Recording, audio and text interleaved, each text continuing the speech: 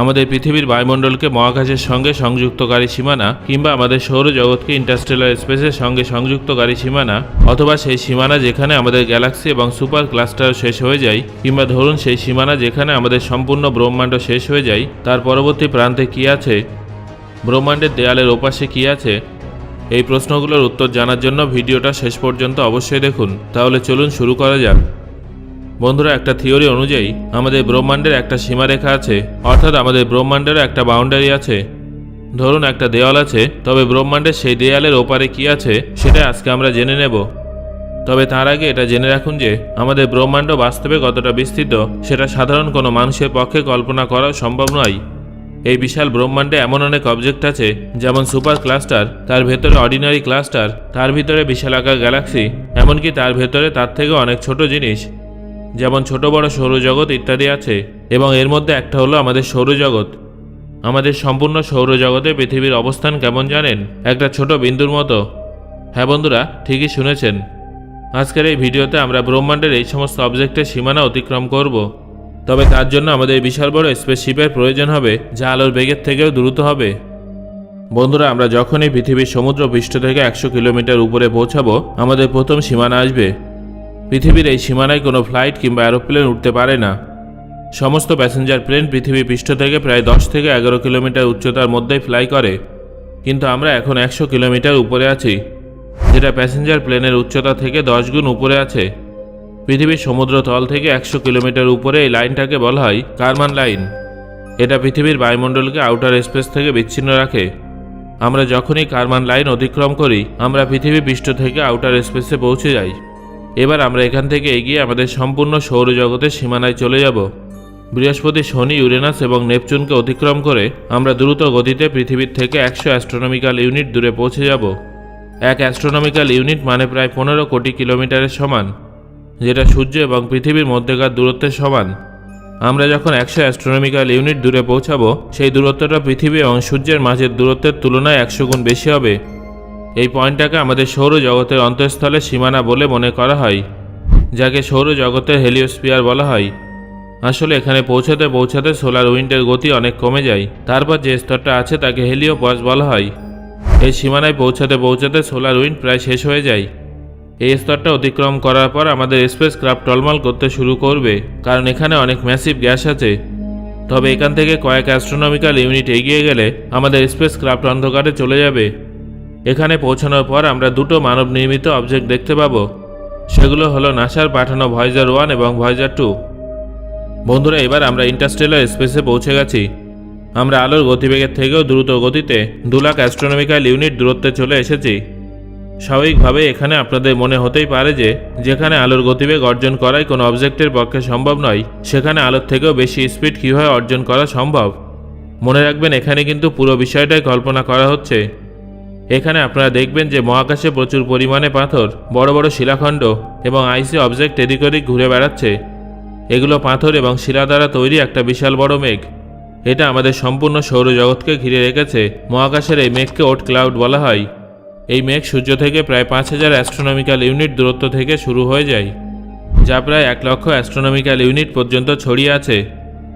ওট ক্লাউডের মধ্যে প্রবেশ করতে ভয়েজার 1 স্পেসক্রাফটের আরও 300 বছর সময় লাগবে, আর ভয়েজার 1কে ওট ক্লাউড থেকে বাইরে যেতে আরও 30,000 বছর সময় লাগবে।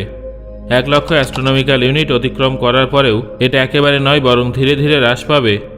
যদিও ওট ক্লাউডে অনেক আইসি এবং রক আছে, তবে বিশাল মহাকাশে এদের একে অপরের থেকে দূরত্ব এতটাই বেশি যে আমাদের মহাকাশযান খুব সহজে এদের মধ্যে থেকে দ্রুত এগিয়ে যাবে। এখান থেকে এগিয়ে গেলে আমরা দেখব চারিদিকে শূন্য, নিস্তব্ধ মহাকাশ এবং অন্ধকারই অন্ধকার। এখানে আমরা দূর থেকে আসা একটা আলো দেখতে পাবো। এই পর্যায়ে আমরা আমাদের সৌরজগৎ এবং ওট ক্লাউড থেকে বাইরে বেরিয়ে গেলেও এখনও কিন্তু আমরা আমাদের মিল্কি ওয়ে গ্যালাক্সিতে আছি। এখানে আমি দূর থেকে আসা যে আলোটার কথা বললাম, সেটা আমাদের মিল্কি ওয়ে গ্যালাক্সি। আমাদের মিল্কি ওয়ে গ্যালাক্সি আনুমানিক 1,06,000 আলোকবর্ষ জুড়ে বিস্তৃত। আলো প্রতি সেকেন্ডে 3 লক্ষ কিলোমিটার স্পিডে সারা বছর ধরে চললে যতটা পথ এগিয়ে যায়, সেটা হলো 1 আলোকবর্ষ। কিলোমিটার হিসেবে 1 আলোকবর্ষ হলো 9.5 ট্রিলিয়ন কিলোমিটারের সমান। তাহলে বুঝতে পারছেন তো মিল্কি ওয়ে গ্যালাক্সি কতটা বড়। কিন্তু বন্ধুরা, আমাদের কাছে অত সময় নেই, তাই কল্পনা করুন যে আমরা আলোর স্পিডের থেকেও 1000 গুণ বেশি স্পিডে এগিয়ে যাওয়া কোনো মহাকাশ যানের মধ্যে বসে আছি। তাই আমরা কয়েক ঘন্টার মধ্যে মিল্কি ওয়ে গ্যালাক্সির প্রান্তে পৌঁছে যাব। মিল্কি ওয়ে গ্যালাক্সিকে পিছনে ফেলে এসে এখন আমরা ছোট ছোট লাইটযুক্ত দাগ দেখতে পাবো। আসলে এগুলোই হলো বিশালাকার গ্যালাক্সি। এর মধ্যে কিছু কিছু গ্যালাক্সি কিন্তু আমাদের মিল্কি ওয়ে গ্যালাক্সির থেকে অনেক বড়, তবে দূরত্ব অনেক বেশি হয়। এগুলো আমাদের কাছে ছোট বলেই মনে হয়। এখানে সব কিছু শূন্য বলে মনে হবে ঠিকই, তবে এই শূন্যতার মধ্যেও ডার্ক ম্যাটার, ডার্ক এনার্জি আছে, যা ব্রহ্মাণ্ডের এই গ্যালাক্সি এবং সমস্ত ম্যাটারকে যুক্ত করে রাখে। এখান থেকে এগিয়ে যাওয়ার পরে পিছনে ফিরে তাকালে আপনি দেখবেন যে গ্যালাক্সির একটা বিশাল বড় গ্রুপ তৈরি হয়েছে, যার মধ্যে আমাদের মিল্কি ওয়ে গ্যালাক্সিও আছে। গ্যালাক্সির এই বড় গ্রুপটাকে ক্লাস্টার বলে। এটা হলো সেই ক্লাস্টার যেখানে আমাদের পৃথিবী আছে। এর নাম হলো ল্যানিয়াকিয়া সুপার ক্লাস্টার। এই একটা সুপার ক্লাস্টারে 1 লক্ষের থেকেও বেশি ছোট বড় গ্যালাক্সি আছে। বন্ধুরা, এমনই অনেক সুপার ক্লাস্টার যুক্ত হয়ে আমাদের ব্রহ্মাণ্ড তৈরি হয়েছে। এটা হলো আমাদের অবজারভেবল ইউনিভার্স। আমাদের ব্রহ্মাণ্ড 93 বিলিয়ন আলোকবর্ষ জুড়ে বিস্তৃত।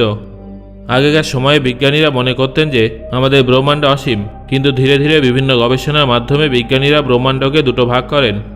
একটা হলো অবজারভেবল ইউনিভার্স, যেটা আমরা প্রত্যক্ষ করতে পারি, যার মধ্যে ম্যাটার আছে। আর একটা হলো আনঅবজারভেবল ইউনিভার্স। বিজ্ঞানের উন্নতির সাথে সাথে কিছু কিছু বিজ্ঞানীরা জানান যে আমাদের অবজারভেবল ইউনিভার্স, যেটা 93 বিলিয়ন আলোকবর্ষ জুড়ে বিস্তৃত, তার একটা সীমা আছে। সেই সীমার ওপারে সবটাই শূন্য, অন্ধকার, সেখানে কোনো আলো নেই। আমরা যদি সেই অন্ধকার জায়গাটায় যাই এবং পেছনে ফিরে তাকাই, তাহলে আমরা হয়তো আমাদের সম্পূর্ণ ব্রহ্মাণ্ডকে দেখতে পাবো। তবে সেখানে আমাদের গ্যালাক্সি এবং আমাদের সুপার ক্লাস্টারকে কোনো বিন্দুর মতো দেখা যাবে না। একটা বিশাল সমুদ্রে এক বিন্দু জল যেভাবে হারিয়ে যায়, এক্ষেত্রেও বিষয়টা ঠিক তেমনই হবে। এখানে পৌঁছানোর পর আমরা যদি পুনরায় পৃথিবীতে ফিরে আসার চেষ্টা করি, তাহলে আমরা ভবিষ্যতে অনেকটা এগিয়ে যাওয়ার কারণে পৃথিবীতে ফিরে গিয়ে সেখানে আমাদের সৌরজগৎ, পৃথিবী, এমনকি আমাদের গ্যালাক্সির কোনো কিছুই খুঁজে পাবো না। কারণ যেখান থেকে আমরা এসেছি সেখানে তখন কোটি কোটি বছর পেরিয়ে যাবে। তাই এই অবস্থা থেকে ফিরে যাওয়ার কোনো উপায় থাকবে না। আমরা অবজারভেবল ইউনিভার্সের সীমা পেরিয়ে সেই জায়গায় পৌঁছে গেছি যার নাম এরিডেনাস সুপার ভয়েড। এই সুপার ভয়েড কমপক্ষে 1.8 বিলিয়ন আলোকবর্ষ জুড়ে বিস্তৃত। কিছু কিছু বিজ্ঞানীদের মতে এই সুপার ভয়েডের ওপারে কোনো ব্রহ্মাণ্ডও থাকতে পারে, আর এখান থেকেই মাল্টিভার্স থিওরির উৎপত্তি। এই থিওরি অনুযায়ী আমাদের ব্রহ্মাণ্ডের মতো আরও অনেক ব্রহ্মাণ্ড আছে। সমস্ত ব্রহ্মাণ্ডের মাঝে একটা সুপার ভয়েড আছে, যা অবজারভেবল ইউনিভার্সকে একে অপরের থেকে দূরে রাখে।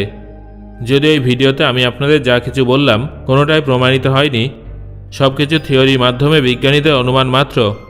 আর এই থিওরিগুলো কতটা সত্যি সেটা তো সময়ই বলবে। সো বন্ধুরা, আজকের এই ভিডিওতে আলোচিত এই বিষয়গুলোর মধ্যে কোনটা সম্পর্কে আপনি একেবারেই জানতেন না, সেটা অবশ্যই আমাকে কমেন্ট করে জানান। ধন্যবাদ।